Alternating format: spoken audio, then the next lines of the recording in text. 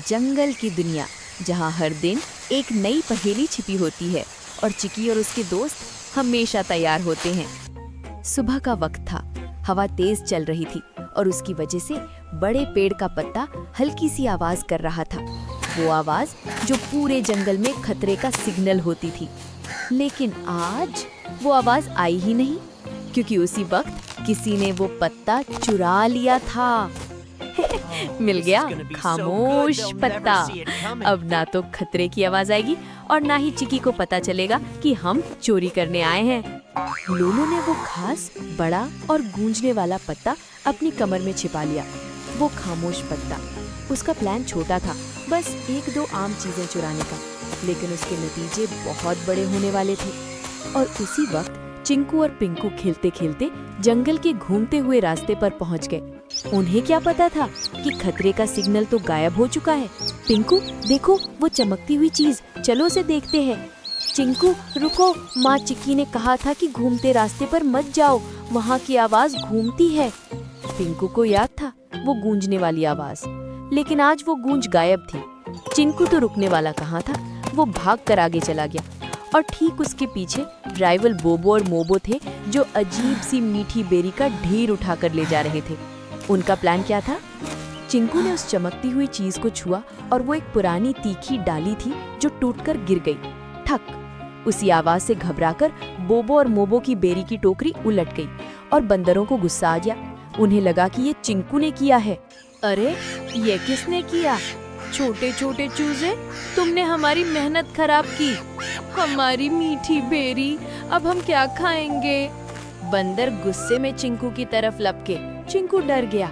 उसने तेज आवाज में चिल्लाकर मदद मांगी, माँ बचाओ, लेकिन उसकी आवाज गूंज ही नहीं रही थी। पिंकू ने घबराकर बड़े पेड़ की तरफ देखा, जहाँ से हमेशा आवाज गूंजती थी, लेकिन वो पत्ता तो गायब था। ओह नो, पत्ता, वो पत्ता नहीं है, आवाज गूंजेगी नहीं। उसी वक्त टोनी तोता और लिली बुलबुल वहाँ से गुजर रहे थे। उन्होंने भी अजीब सी खामोश चीख सुनी, एक चीख जो जोर से निकली थी लेकिन जंगल में फैली नहीं थी। लिली समझ गई, इको पत्ता चोरी हो गया है। ओए, छोड़ो चिंकू को, ये तो लोलो का काम है। तेज बनो, चिकी माँ तक खबर पहुँचाओ, मैं पिंकू के साथ हूँ। लिली और टोनी ने तेजी से एक्शन लिया। लिली ने पिंकू को आवाज लगाई, पिंकू तुम तो बहुत स्मार्ट हो, हमें एक नया आवाज फैलाने वाला टूल बनाना पड़ेगा, जल्दी। हाँ, नया टूल, लेकिन क्या बनाऊं? पिंकू ने तुरंत अपने आसपास देखा। वहाँ एक सूखा हुआ गोल गूंगर पत्ता पड़ा था और दो छोटी खोखली डालियाँ थी। पिंकू के दिमाग में एक प्लान आया। उसने जल्दी से गूंगर पत्ते को डाली के ऊपर लगाया, जैसे कोन बना रही हो, और फिर दूसरी डाली को उसके अंदर फिट कर दिया। ये था पिंकू का नया छोटा DIY इको डिवाइस। अब उसे इस्तेमाल करना था। और तभी बोबो और मोबो चिंकू को पकड़ने के बहुत करीब आ गए। मिल गया चूजा, अब बताओ हमारी बेरीज कहाँ हैं? उसी महत्वपूर्ण पल पर पिंकू ने अपना नया डिवाइस उठाया। लिली ने जोर से उसमें गाना गाया और वो आवाज पहले से भी ज्यादा गूंज गई। पूरे जंगल में बचाव की गूंज फैल गई।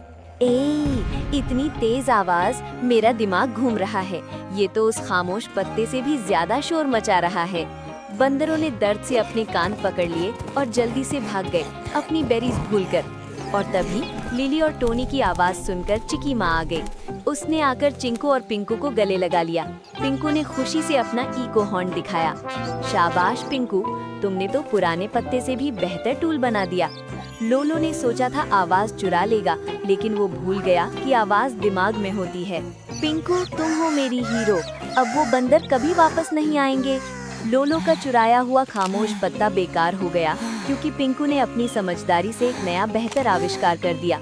उन्हें समझ आ गया था कि सबसे बड़ा टूल हमारा दिमाग होता है। अगर तुम्हारा रास्ता बंद हो जाए तो रुको मत, अपने दिमाग का इस्तेमाल करो, नया रास्ता बनाओ। चिकी की टीम के साथ हर मुश्किल आसान।